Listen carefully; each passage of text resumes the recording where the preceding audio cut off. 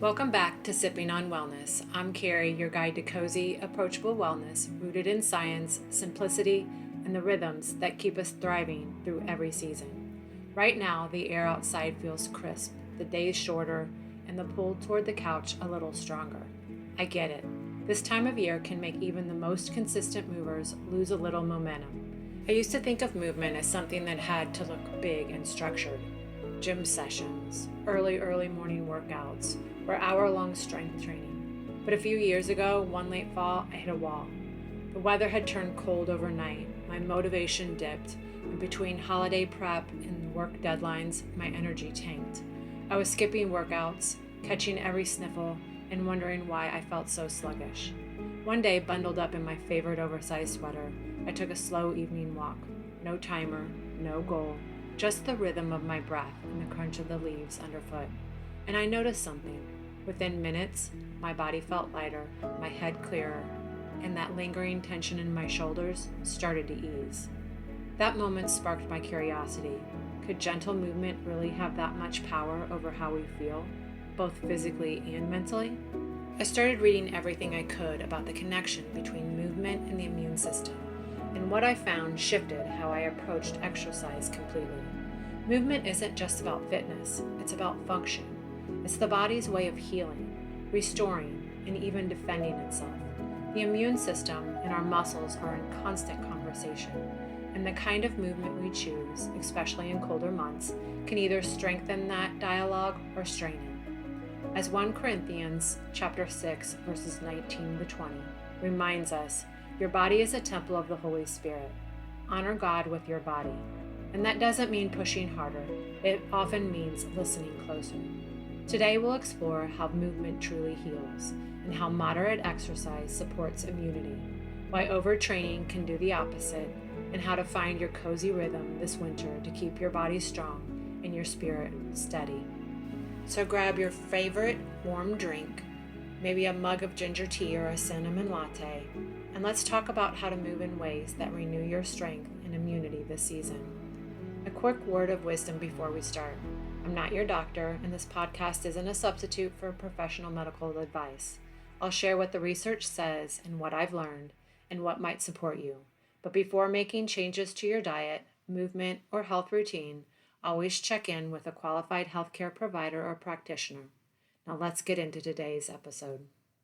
Let's start with what's actually happening inside your body when you move. Think of exercise as a signal, a form of gentle communication between your muscles, your circulation, and your immune system. When you move, even for just 20 minutes, your heart rate rises, circulation improves, and oxygen-rich blood flows more efficiently. This boost helps immune cells travel throughout your body more effectively, scanning for viruses and bacteria. Research in Frontiers in Immunology shows that moderate, consistent exercise enhances immune surveillance, your body's ability to detect and respond to threats before they take hold. It's like giving your immune system a daily wake-up call, saying, stay alert, but stay balanced. But here's the key. Moderation matters. When exercise is too intense or too prolonged, think marathon training or back-to-back HIIT sessions without rest, it can actually suppress immune function temporarily. Cortisol, your primary stress hormone, spikes to keep up with the physical demand, but if it stays elevated, it reduces white blood cell activity and makes you more vulnerable to infections. A study in the Journal of Sport and Health Science found that while moderate exercise decreases inflammation, overtraining increases it, creating the opposite effect. In other words, more isn't always better. Your immune system thrives on rhythm, not extremes. That's why short, steady bouts of movement, like a brisk 20-minute walk, gentle resistance bands, or stretching by the fire, can have a far greater benefit than pushing to exhaustion. It's fascinating when you realize how intelligently we're made. Our bodies weren't designed for punishment. They were designed for partnership. Every system, the respiratory, the circulatory, the immune, work together like an orchestra. Movement becomes the conductor, helping each part stay in tune. Even small actions, like taking the stairs, dancing in the kitchen, or a few rounds of deep breathing and stretching in the morning, can reduce chronic inflammation and improve immune cell performance. A 2020 review, an exercise immunology review, found that individuals who engage in moderate physical activity most days of the week have up to 40% fewer sick days per year compared to those who are sedentary. That's incredible, and it proves that gentle consistency outpaces intensity every time. Now, before we move into the myths and practical side of things, let's pause for a second on what this means in real life. Maybe you've been feeling like your energy's low, your motivation's scattered, or your body's stiff from long hours indoors. That's not laziness. It's your body asking for movement that heals, not drains. Think less about working out and more about waking up. Your body's immune rhythm responds to movement like sunlight through a window, gentle, steady, and life-giving. Let's talk about some of the biggest myths surrounding movement and immunity, because especially during cold and flu season, there's no shortage of misinformation floating around. We've all seen those motivational slogans, no pain, no gain. If you're not drenched in sweat, it doesn't count. You can sleep when you're dead. They sound inspiring in the moment, but when it comes to long-term wellness and immune resilience, those ideas often do more harm than good. Let's set the record straight on a few of the most common myths. Myth 1, more sweat equals more strength. It's tempting to think that the harder we push, the stronger and healthier we'll be. But your immune system doesn't measure effort by sweat. In fact, overtraining can have the opposite effect, suppressing immune activity for up to 72 hours after intense exercise. A 2019 review in Frontiers in Immunology explains that prolonged, high-intensity training increases cortisol and adrenaline, two stress hormones that temporarily inhibit white blood cell function and reduce antibody production. That's why endurance athletes, like marathon runners, often catch colds after races, even when they're at peak fitness. I learned this the hard way. A few winters ago, I was trying to stay disciplined with daily HIIT workouts, thinking I was protecting my health. But instead of feeling energized, I was constantly tired, moody, and catching every bug that went around.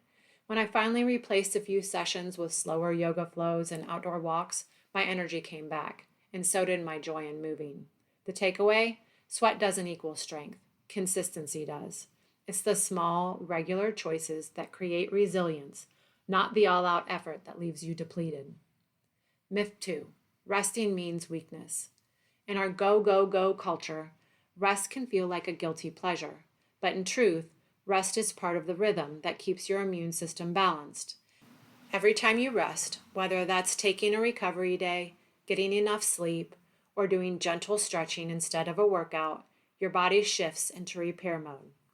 During this stage, immune cells repair microscopic muscle tears, clear out waste, and reduce inflammation. Without that pause, your immune system stays in fight mode, leading to fatigue and vulnerability.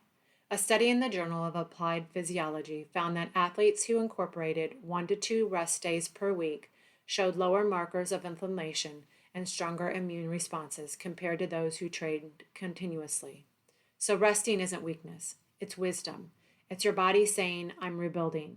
And in the stillness, that rebuilding makes you stronger for the next day's effort. Myth 3, exercise cures colds. I get this question a lot. If I work out when I'm sick, can I sweat it out? The answer? Not exactly. Moderate activity, like an easy walk or gentle yoga, can support circulation and lymphatic flow, helping your immune system clear mild infections faster. But intense exercise while sick can actually make symptoms worse and prolong recovery. Think of your energy as a resource. When you're fighting off a virus, your immune system needs that energy to create antibodies and repair cells. If you use it all on a tough workout, your body has less left for healing. Researchers from Sports Health call this the open window effect. After strenuous exercise, your immune defenses are temporarily lowered, leaving a window of vulnerability where viruses can take hold. That's why post-race or post-workout sniffles are so common. A good rule of thumb, if symptoms are above the neck, like a stuffy nose or mild congestion, light movement is okay. If they're below the neck, chest pain, fever, or fatigue, rest is best. Your immune system will thank you for listening. Myth 4, winter movement doesn't count. When the weather turns cold and the daylight fades early, it's easy to slip into hibernation mode. But here's the truth: winter movement does count, and it might even be more beneficial than summer activity. Cooler air can improve circulation, enhance endurance, and even stimulate brown fat, a type of fat that burns calories to keep you warm and balanced. A study in the Journal of Clinical Endocrinology and Metabolism found that exposure to cooler temperatures boosts metabolic activity and improves insulin sensitivity. Plus, outdoor light exposure, even when it's cloudy, helps regulate your circadian rhythm and vitamin D production, both crucial for immune health and mood stability. When I started taking short afternoon walks in the winter, bundled up in a scarf and gloves, I noticed two things: my mood lifted and my sleep improved. There's something grounding about moving in sync with the season, breathing in crisp air, watching your breath swirl like smoke, feeling the quiet of the world around you. So if you've been skipping your walks because it's chilly, try reframing it. It's not about perfection, it's about participation. Movement in any form, even cozy indoor stretches or a few minutes of dancing while dinner cooks, counts towards healing and resilience. As Isaiah chapter 40, verse 31 reminds us, those who hope in the Lord will renew their strength. They will soar on wings like eagles. Renewal doesn't come from relentless striving. It comes from steady faithfulness, one step at a time. Now that we've cleared up a few of the biggest exercise myths, let's talk about what does help. Practical, cozy ways to move your body that actually support your immune system this season. The truth is, you don't need an expensive gym membership or a rigid workout schedule to stay healthy through fall and winter. Your immune system thrives on rhythm, not intensity. Movement done consistently and intentionally signals your body that you're safe, capable, and grounded. And that's exactly the environment where resilience grows. Here are a few of my favorite strategies for keeping your immune system strong through mindful seasonal movement. First, find your moderate middle. If you take one thing from this episode, let it be this: the sweet spot for immunity is moderate activity. That means movement that elevates your heart rate gently, but doesn't leave you gasping for air.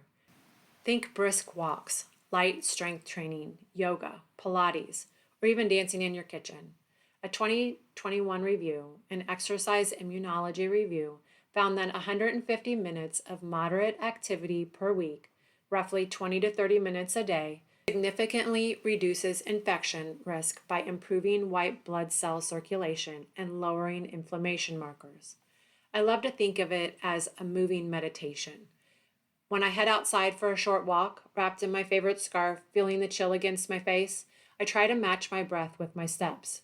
It's not about burning calories or chasing numbers.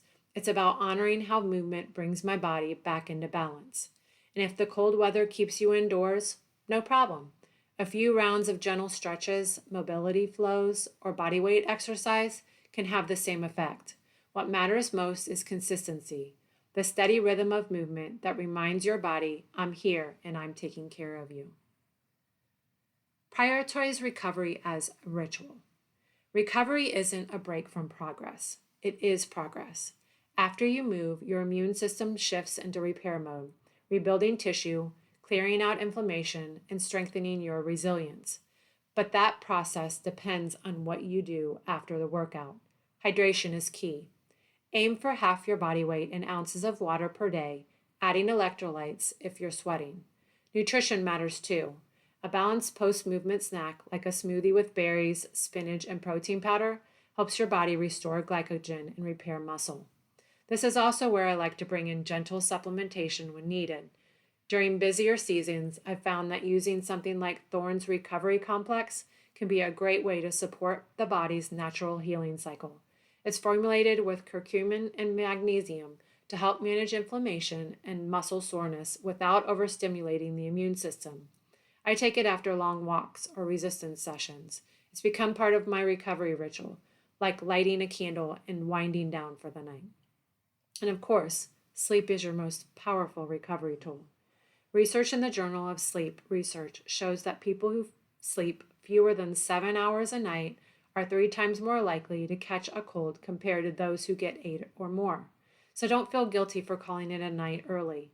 It's one of the kindest things you can do for your health. Move with the seasons. Our bodies are naturally attuned to the rhythms of creation. Just as the earth slows in winter, we're meant to move differently. That doesn't mean stopping, it means adapting. When the days get shorter, your body craves warmth, grounding, and restoration. Movement that honors that, like slow yoga, stretching, or gentle walks at dusk, help regulate cortisol and steady your mood. Rhythmic, low impact movement, like walking or Tai Chi, reduces anxiety and enhances immune markers by supporting the parasympathetic nervous system, our rest and digest state. Personally, I love morning mobility flows, when the light is soft, or evening stretches with calming music. Sometimes I'll put on a cozy sweater, sip my tea, and just let my body move the way it wants to. These slower, mindful movements often do more for my energy and focus than an intense workout ever could. There's a quiet power in syncing your movement to the season. It's a way of saying, I'm listening to my body, my energy, and the rhythm of the world around me. Connect breath and motion. Your breath is built in a reset button. It balances your nervous system, oxygenates your blood, and supports lymph flow, the body's natural detox system that carries immune cells where they're needed. Before each movement session, try this. Inhale deeply for 4 counts, hold for 4, exhale for 6. Repeat that a few times until you feel your heart rate slow and your body ground. This activates the vagus nerve, calming stress signals and preparing your immune system for balance instead of defense. You can even weave it into your walks. Inhale for 3 steps, exhale for 4. It turns your movement into something meditative, aligning your physical rhythm with your mental calm. Make movement a joy, not a job. Lastly, and maybe most importantly, find joy in the way you move. There's a world of difference between forcing your body and partnering with it. The British Journal of Sports Medicine found that people who engage in movement they enjoy, like dancing, walking with friends, or gentle yoga, experience lower stress and greater immune resilience than those who approach exercise as a chore. So if your schedule is busy or your motivation is low, start small. 5 minutes of stretching before bed, a quick living room dance session with your favorite playlist, a slow walk around the block to breathe in the winter air. These moments count. They accumulate into wellness. Movement that heals isn't about pushing. It's about returning. It's about remembering that strength isn't built only in the gym. It's built in the quiet choices you make daily to nurture your body, your mind, and your peace. Now let's dive into a few questions. I love this part because it's where the science meets real life and where we get to talk about what's actually sustainable in your world right now. Question 1. Can exercise really prevent colds? This is such a good question and one that has a little nuance. Exercise doesn't make you immune to illness, but it does help your immune system respond more efficiently when you're exposed to viruses. Moderate movement, about 20 to 40 minutes most days, has been shown to increase circulation of immune cells, which identify and destroy infected cells. A study in Frontiers in Immunology found that consistent exercisers had up to 50% fewer upper respiratory infection than those who were sedentary. The key word, though, is consistent. It's like brushing your teeth. It only works if you keep doing it. When I started taking daily walks, even through the colder months, I noticed not only fewer sniffles, but also fewer stress headaches and better sleep. The movement itself helps regulate hormones and inflammation, creating an environment where your immune system can thrive. So while you can't outwalk a virus, you can certainly train your immune system to be stronger, steadier, and more responsive through gentle, consistent activity. Question 2. How much movement is too much? This one comes up often, especially for those who love a challenge or are trying to stay active through the holidays. Here's the thing. Too much of a good thing can backfire. If you're exercising intensely for over 90 minutes most days of the week without enough rest, your immune system may start to lag behind. Cortisol stays elevated, inflammation increases, and your white blood cells, your immune bodyguards, can become sluggish. The Journal of Applied Physiology refers to this as the J-curve effect. Moderate activity strengthens immunity, but excessive exercise without recovery causes a dip in immune protection. If you find yourself constantly sore, tired, and catching colds more easily, it might be time to scale back. Instead of pushing harder, try adding a rest day, a stretching session, or even switching to something restorative like Pilates or Tai Chi.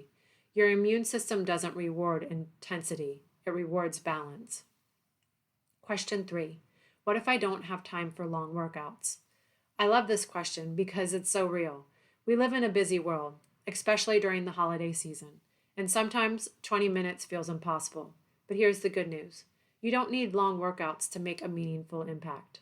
Research in the British Journal of Sports Medicine found that short movement snacks, 5 to 10 minutes of brisk walking, stretching, or bodyweight movement a few times a day, can deliver the same immune metabolic benefits as one long workout. So if you're working from home, take a 5-minute standing break every hour. Do calf raises while your coffee brews. Stretch before bed instead of scrolling. These small bursts of movement regulate blood sugar, reduce inflammation, and help immune cells circulate. One of my favorite tricks during the holidays is what I call the one-song reset. I pick a song, something upbeat, and move however my body wants for those 3 or 4 minutes. It may be squats, dancing, or just rolling my shoulders. It's simple, effective, and always lifts my mood. Little movements create big momentum. Question 4. Can I work out if I'm feeling under the weather? It depends on how you feel and what your symptoms are. If your symptoms are above the neck, like a mild sore throat, congestion, or sniffles, light activity is usually fine. A short walk or stretching can even help clear nasal passages and improve circulation. But if your symptoms are below the neck, fever, chills, chest congestion, or fatigue, it's time to rest. Pushing through illness can prolong recovery and suppress your immune function for days afterwards. A 2020 study in sports health showed that moderate movement supports recovery from mild infections, but vigorous exercise during illness delays healing and increases inflammation. I like to think of it like this. Your energy is a budget. When you're sick, most of that budget needs to go toward fighting off infection. Spending it all on a workout leaves your immune system broke. So when in doubt, rest. That rest is not a setback. It's participation in your healing. Last question. What's the best way to stay motivated to move in winter? Motivation. The hardest part when it's cold, dark, and your blanket is calling your name. The secret is to focus less on motivation and more on momentum. Motivation fades, but small rituals keep you going. Set the mood for your movement. Put on your favorite playlist. Light a candle. Brew tea for after. Keep your shoes by the door. Schedule your walks or stretches like appointments. These cues create habit memory, so your body knows what's coming before your mind has time to argue. You can also make movement social. Invite a friend for a walk, take a class, or check in with someone who keeps you accountable.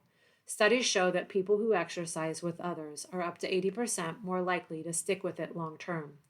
And on the days you just can't seem to start, remember Philippians chapter 4, verse 13. I can do all things through Christ who strengthens me. Sometimes the smallest step, rolling out your mat, putting on your shoes, is enough to shift everything. The goal isn't perfection, it's participation. It's consistency. Even one gentle act of movement today is a gift to your future self.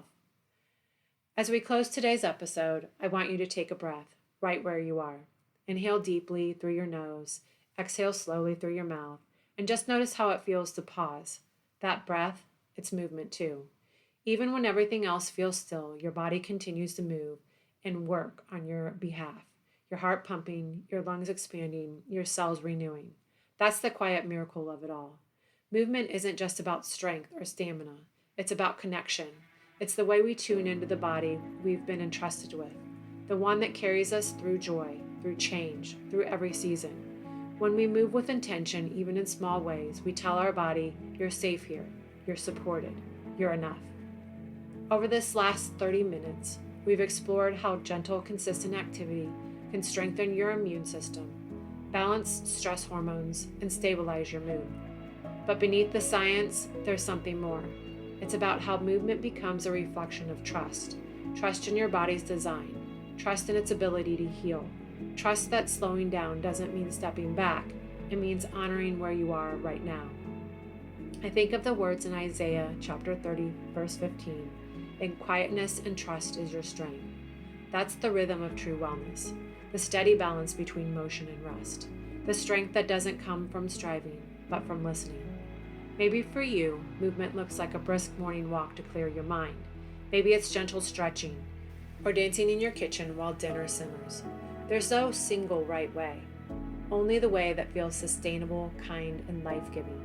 And if you've been feeling stuck or sluggish this season, know this: it's okay to begin again. Start with 5 minutes. Stretch, step outside, breathe. Every small act is a conversation between your body and your soul, reminding both that renewal is always possible. Your immune system, your mood, your energy, they all thrive on rhythm. The rhythm of movement and stillness, of inhale and exhale, of effort and ease.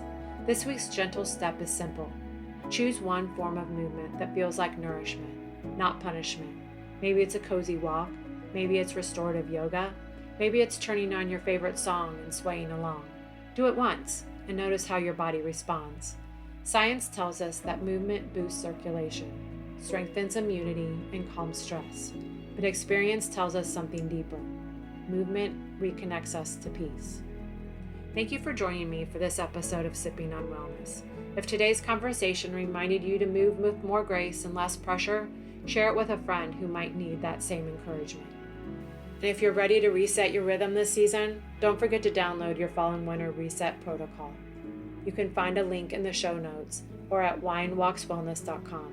It's filled with gentle, science-backed rituals to strengthen your body, calm your mind, and keep your immune system steady through the colder months.